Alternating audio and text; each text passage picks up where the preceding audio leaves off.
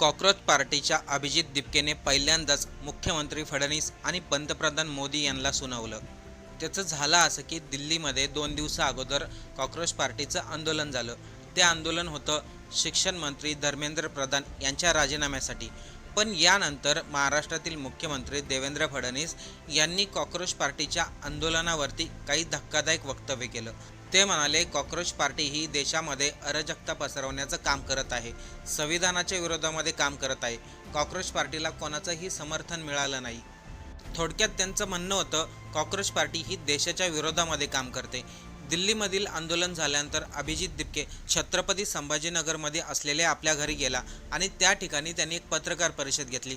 त्या पत्रकार परिषदमधूनच त्यांनी पंतप्रधान मोदी आणि फडणवीस यांना सुनावलं. नेमकं अभिजित दिपके यांनी मुख्यमंत्री फडणवीस आणि पंतप्रधान मोदी यांना काय उत्तर दिलंय, चला सविस्तर पाहू.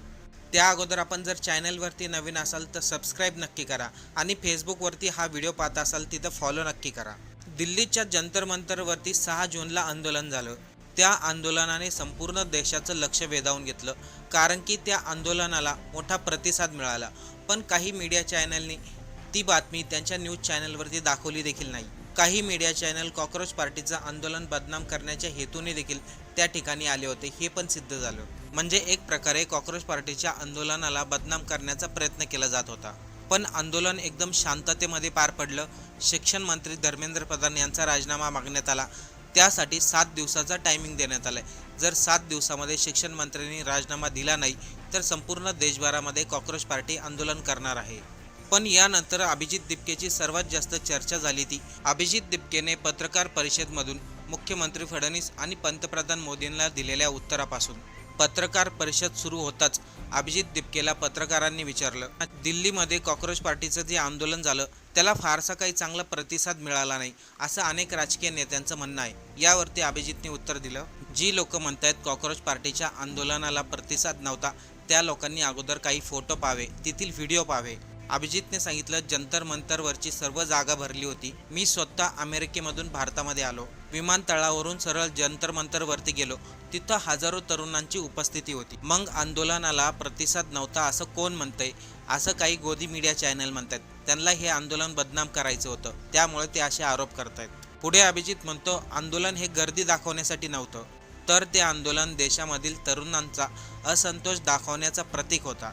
आता बघा पुढे मुख्यमंत्री फडणवीस आणि पंतप्रधान मोदींना अभिजित दिपकेंनी काय उत्तर दिलंय. त्या अगोदर अभिजितला विचारण्यात आलं, शिक्षण मंत्री धर्मेंद्र प्रधान यांचा राजीनामा होणार आहे का? हा प्रश्न सुटेल का?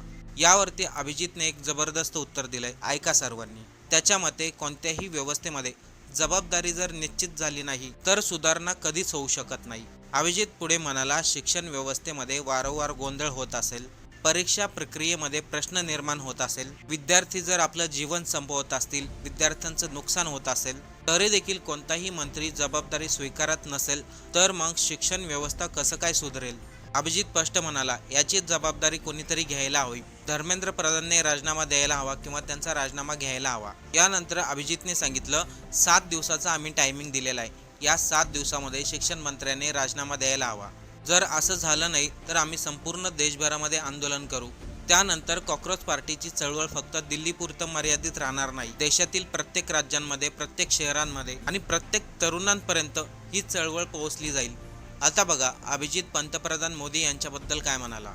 आपण पंतप्रधान मोदी यांची जाहिरात अनेक वेळा पाहिली असेल, मोदीजीने वार रुकवा दी. त्यावरतीच अभिजित दिपके म्हणाला, पंतप्रधान मोदी यांचे समर्थक सांगतायत भारताच्या पंतप्रधानांनी रशिया आणि युक्रेन सारख्या देशांचं युद्ध थांबवले. अनेक आंतरराष्ट्रीय प्रश्नांवरती मोदींनी मध्यस्थी केली. मोठे मोठे प्रश्न त्यांनी सोडलेत. याच मुद्द्यावरती बोलताना अभिजित म्हणाला, जर पंतप्रधान मोदी इतके मोठे आहेत, देशांचं युद्ध थांबवू शकतात, आंतरराष्ट्रीय प्रश्न मिटू शकतात, मग इथे देशातील शिक्षण व्यवस्थेसाठी जो मंत्री जबाबदार आहे त्याच्यावरती कारवाई का होत नाही? एवढे दिवस काय लागतात?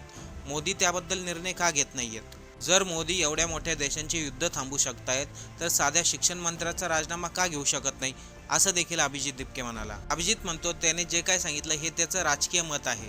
पुढे अभिजित म्हणतो, पण एकीकडे यांचेच समर्थक आमच्याच कॉक्रोच जनता पार्टीला, देशातील तरुणांना बदनाम करण्याचा प्रयत्न करतायत. जे तरुण आवाज उठवतायत, जे तरुण मुलं प्रश्न विचारतायत, त्याच तरुणांना पाकिस्तानी म्हटलं जात आहे.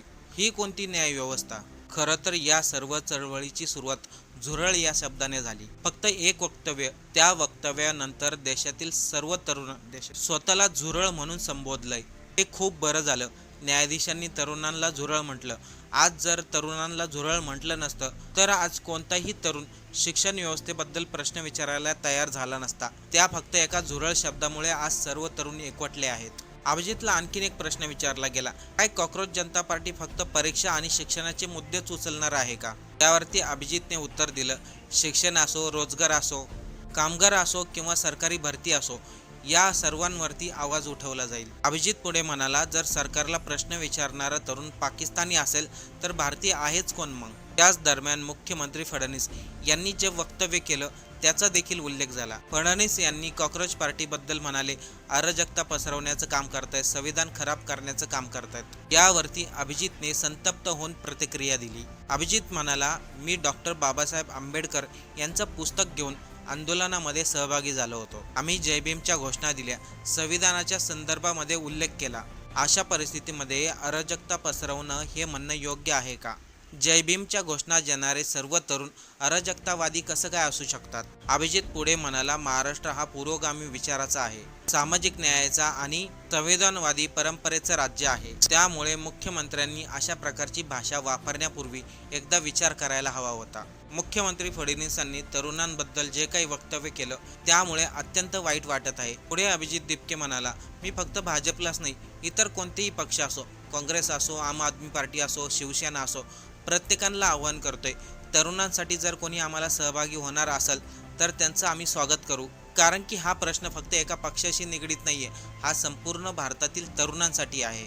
त्यामुळं कोणताही पक्ष आमच्याबरोबर आला, आमच्या समर्थनामध्ये उतरला, आम्ही त्यांचं स्वागत करू आणि त्यांच्याबरोबर मिळून सरकारला जाब विचारू. आपल्या भारतामध्ये दरवर्षी कित्येक लाखो विद्यार्थी शिक्षण घेऊन बाहेर पडतात, पण त्या तरुणांपैकी फक्त काही तरुणांनाच नोकरी मिळते आणि त्यामधील बरेचसे तरुण हे बेरोजगार म्हणून राहतात. का? याला जबाबदार कोण आहे? याला जबाबदार सरकारच आहे. सरकारने जर रोजगार निर्मिती केली तर कोणताही तरुण बेरोजगार राहणार नाही. आज सरकारी भरती निघते, तेही क्वचित निघते आणि त्यामध्येही मोठे घोटाळे असतात. सरकारी भरतीमध्ये अगोदरच नियोजन फिक्स असतं, कोणत्या व्यक्तीला घ्यायचं, कोणत्या व्यक्तीला नाही घ्यायचं. मग सरकारी भरती होऊन देखील काय फायदा?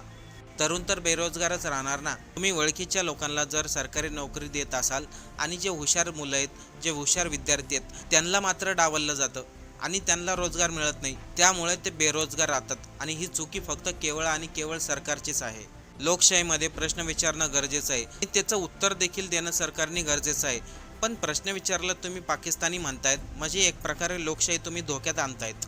पुढे अभिजितने सांगितलं, शनिवारपर्यंत आपण वाट पाहणार आहोत. जर शिक्षण मंत्र्याचा राजीनामा आला नाही तर संपूर्ण भारतभरामध्ये आंदोलन उभा केलं जाईल आणि त्यावेळेस उत्तर सरकारलाच द्यावं लागेल. अभिजितने जे काही सांगितलं, मुख्यमंत्री फडणवीस आणि पंतप्रधान मोदी यांच्यावरती ज्या काही टीका केल्यात त्याबद्दल आपल्याला काय वाटतं? अभिजितच्या टीका योग्य आहेत का? आपलं मत कमेंट करून नक्की सांगा.